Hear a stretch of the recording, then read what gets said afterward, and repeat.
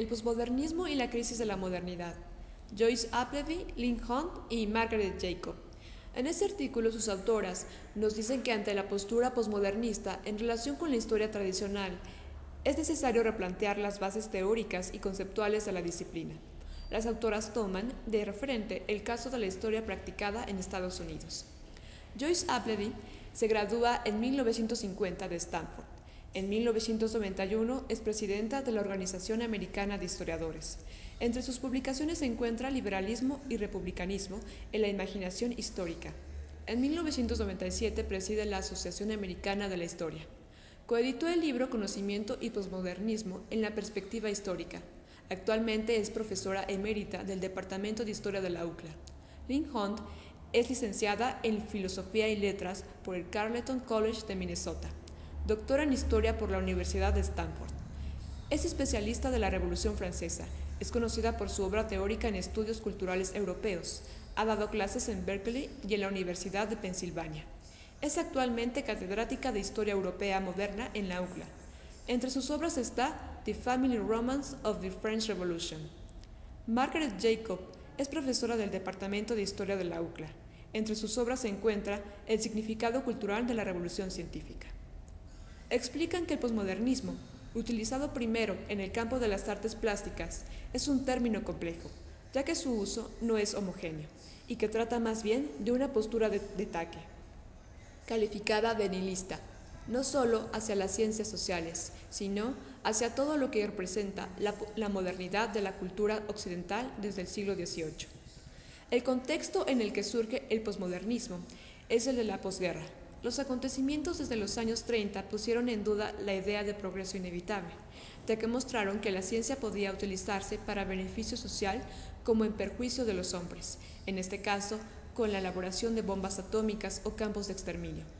Desde su perspectiva, la historia estaba trabajando para los nazis, comunistas y dictadores. Los que la ejercían no podían ser liberados de los intereses políticos a que servían y no se garantizaba un uso benéfico de la ciencia atada a voluntades de poder.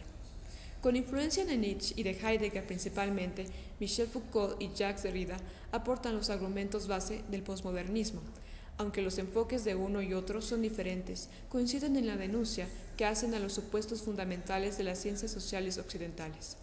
Ponen en duda la autonomía y la racionalidad del hombre occidental al que Foucault llama sujeto, para destacar que es una invención que sustenta el discurso liberal y que su existencia depende del mismo. Sobre la objetividad del conocimiento, observan que cada sociedad tiene sus propios regímenes de verdad en función de una ideología. La moderna está basada en la ciencia que impulsa una verdad falseada, ya que la ciencia la mueven intereses políticos. El laboratorio, los posmodernistas, lo consideran el nexo para las relaciones de poder, dentro del cual no pasa nada extraordinario, pues la realidad que ofrecen no escapa al lenguaje al que pertenecen. El científico selecciona en función del discurso que respalda. Nietzsche y Heidegger consideran que el curso de la historia no es lineal y que en algún momento lleve a una época de prosperidad. Es decir, no están de acuerdo con la superioridad de las épocas y ven nulo el estudio de la causalidad, contrario a la objetividad que profesaban los historiadores de la modernidad. Dicen que el hombre no se puede separar del objeto que estudia, sino que siempre le da un valor. Foucault y Derrida, en relación con la historia, tienen enfoques propios. El primero con base en estudios sobre la prisión, la locura, la sexualidad, etc. Trata de hacer ver que el hombre moderno es producto de disciplinas y de un discurso del poder. El segundo critica a los pensadores desde la antigüedad por haber caído en la trampa de las categorías occidentales como bien contra mal, el ser contra la nada, etc. Tanto Foucault como Derrida compartieron la importancia que le dieron al lenguaje o discurso. Con base en los estudios de Ferdinand de Saussure, concluyen que la verdad en Occidente es ilusoria, ya que de acuerdo a Foucault, el discurso es el que produce el conocimiento y no al revés. El sujeto para ambos es incapaz de hacer juicios subjetivos y buscar la verdad. Para Foucault, la verdad es la voluntad del poder. Para Derrida, es imposible conocer la verdad ante la variabilidad de significaciones. Como el lenguaje es el que crea la verdad es el que impone la imposibilidad de conocerla y por lo tanto hay una inexistencia de la separación del yo y el objeto de conocimiento. La influencia de la crítica posmodernista entre los historiadores empezó a dejarse ver desde los años 30, cuando Carl Becker y Charles Baer, bajo el relativismo histórico, afirman que cada hombre construye su historia, con su versión única, y por lo tanto no existía una objetividad histórica. Para ellos conocer los hechos pasados era una ilusión, ya que el historiador elige los hechos en función de una ideología.